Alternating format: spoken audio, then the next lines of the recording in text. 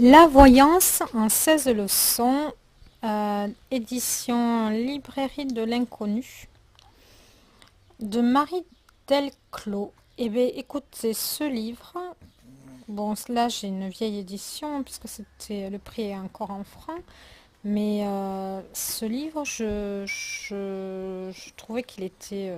Je me suis dit, bon, ça doit être un livre un peu stupide. À vrai dire, je l'ai récupéré, pour être franche avec vous, je l'ai récupéré pour le donner à un copain qui s'intéresse beaucoup à l'ésotérisme. Moi, j'ai eu ma période ésotérique, mais ça m'intéresse plus trop. Et j'ai plus envie de l'offrir. Alors il y a plusieurs fois que ça m'arrive. J'achète un livre où je récupère dans un vide-grenier ou dans une vieille librairie là, des livres d'occasion ou chez un bouquiniste un truc et je me dis, Boudu, il est en bon état. Il est vraiment bien foutu, ce livre il est vraiment en bon état, je vais le prendre et je vais l'offrir.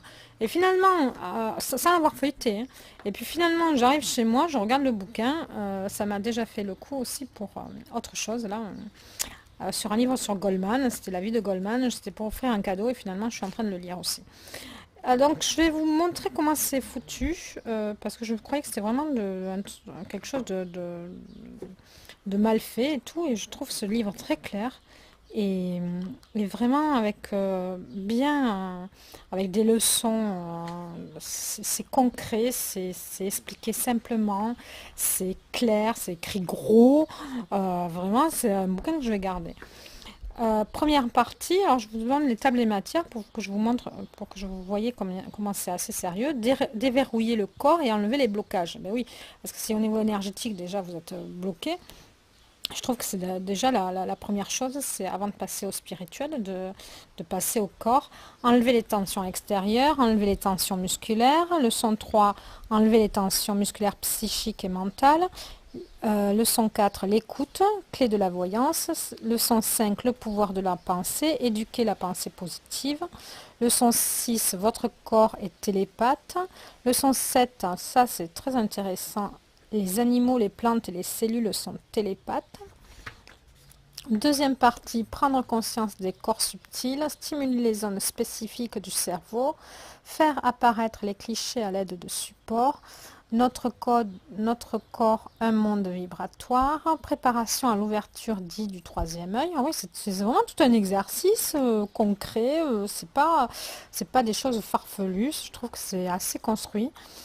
Leçon 10, préparation au cliché visuel, exercice pour stimuler la zone visuelle du cerveau avec contrôle des images. Leçon 11, utilisation de la boule de cristal pour faire apparaître les clichés visuels. Leçon 12, utilisation des supports pour faire apparaître des clichés visuels. Utilisation des supports pour faire apparaître des clichés auditifs.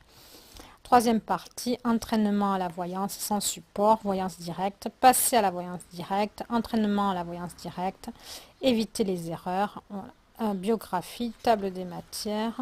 Alors, de quoi elle s'est inspirée comme biographie? Ouvrage traitant de l'expérimentation dans l'ESP, Henri Christine, la science et les états frontières. Ouais, elle a un autre livre d'Hardy Christine, La connaissance de l'invisible. Varvolich Mario, 1992, La rationalité de l'irrationnel. Ouvrage traitant de parapsychologie pour tous, de Réan Raymond. Ruiz Milan, Votre perception extrasensorielle, Godefroy. Ouvrage traitant du yoga nidra. Voilà. Je ne sais pas ce que c'est le yoga nidra, mais ça m'intéresse. Donc, je vois ce qu'il y a écrit derrière. Chez Marie Delclos, on est voyante de grand-mère en petite fille depuis plusieurs générations. Il n'empêche que Marie Delclos affirme la voyance existe à l'état latent chez chacun d'entre nous. Tout le monde peut voir à condition d'abord d'en avoir envie. Pour tout cela, elle livre en 16 leçons ses 15 années d'expérience, expérience de la voyance qu'elle exerce dans son cabinet parisien, mais aussi de pédagogue, puisqu'elle apprend chaque année à ses élèves à développer ce don universel. Un ouvrage limpide pour permettre à tous ceux qui ont envie de voir, d'entrer en communication avec les autres, animaux, plantes compris. Alors je vais vous lire un extrait, et donc l'extrait que je vais lire, bien évidemment, c'est les plantes. Alors, je vais peut-être les animaux ou les plantes. Peut-être les plantes. Ah, c'est vraiment agréable, un livre où les caractères sont gros, quoi. Les plantes. Tout d'abord, les plantes sont sensibles. Certains amis des plantes affirment communiquer avec elles et ressentir, après les avoir caressées ou leur avoir parlé, un retour de sensation, un remerciement. Les plantes, en effet, semblent bien manifester des sympathies ou des antipathies. Certains ouvrent leur calice devant celui qui les soigne et les referment ostensiblement devant les visiteurs. Que pense-t-on? Elles ressentent comme hostiles ou dangereux. Bon nombre de botanistes vous soutiendront qu'elles sont capables de bouder, mais tout ceci n'est pas une preuve. Aussi, des expériences ont-elles été faites pour démontrer la réalité de l'émotivité chez une plante ainsi que l'existence de ses facultés extrasensorielles. Les fantastiques expériences de Clive Baxter. Nous vous avons parlé dans la leçon précédente de l'appareil à détecter le mensonge et de son utilisation pour détecter la télépathie du corps. Baxter, qui était un spécialiste de la CIA, avait eu l'idée d'utiliser cet appareil avec des plantes. Il commença avec son dragonnier, plante tropicale, au bouquet de petites fleurs et larges feuilles. Il brancha donc des électrodes de l'appareil sur les feuilles de son dragonnier. Puis il étendit ses recherches à d'autres plantes et découvrit toutes sortes de réactions chez les plantes.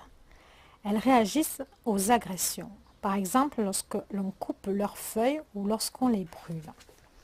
Elles réagissent aux menaces, comme à l'apparition d'un animal dangereux pour elles, comme un chien ou une araignée. Or, les plantes sont dépourvues d'organes de sens. Elles manifestent un pic émotionnel aux intentions d'agression. Baxter, imaginant de brûler une des feuilles de son dragonnier, vit monter brutalement l'aiguille du polygraphe avant d'avoir fait un seul geste. Elle manifeste une émotion devant une personne dont le métier est de malmener les plantes. Elles s'évanouissent, aucune réaction électrique, devant une visiteuse dont la profession l'oblige à incinérer les plantes à des fins d'analyse. Autrement dit, elle devine que la personne tue les plantes. Elles réagissent à distance aux blessures de leur propriétaire, à ses émotions. Baxter, après avoir relié une de ses plantes à un détecteur de mensonges ainsi qu'à un appareil notant l'heure au moment des pics émotionnels, constata que, alors qu'il était en voyage, chaque fois qu'il avait eu une émotion suffisamment forte pour lui donner une accélération cardiaque notable, son dragonnier avait manifesté une émotion. Elle manifeste également un pic émotionnel aux agressions commises sur d'autres animaux. Les plantes ne supportent pas que l'on fasse du mal aux animaux.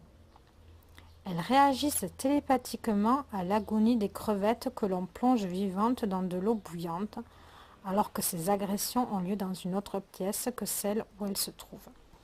Enfin voilà, écoutez, en plus voilà, c'est pas, voilà ce que je vous disais, c'est pas un livre olé olé, il y a quand même des expériences avec, enfin des vraies expériences scientifiques, hein, parce qu'on peut appeler ça des expériences scientifiques, hein, il y a, il y a des appareils de mesure. À partir du moment qu'il y a des appareils de mesure, qu'il y a des données, voilà. Écoutez, moi, je vais pas l'offrir.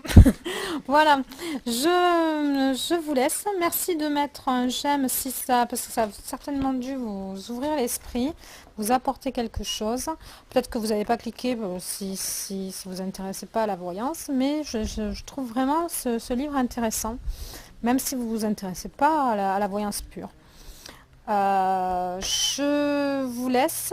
Vous avez en haut à droite un i avec une playlist que je classerai en ésotérique. Et en dessous, vous avez la référence exacte du livre que je vous laisse, dont je vous ai lu un extrait. À bientôt. Au revoir sur quel livre?